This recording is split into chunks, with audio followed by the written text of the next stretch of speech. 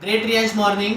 Riyansh multitrade private limited या कंपनीमध्ये आरोग्य सल्लागार म्हणून मी काम करत आहे. आपण आज जाधव साहेबांच्या माध्यमातून आणि शेमडे साहेबांच्या माध्यमातून पवार सरांना रियांश कंपनीचं रियांश अमृत ज्यूस दिलं होतं.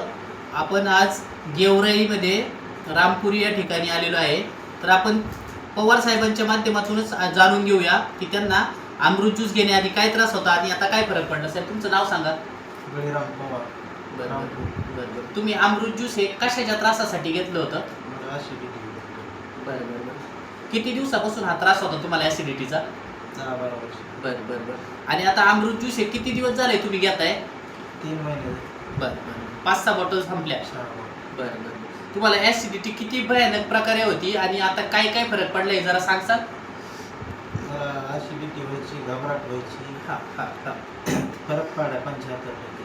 बरं. म्हणजे कसं व्हायचं जरा सांगा ना, असं जरा थोडंसं. जळजळ करायची. हां. अशी घबराट व्हायची. बरं. आता जळजळ पण कमी झाली चांगल्यापैकी, 70% कमी झाली, घबराट पण कमी झाली,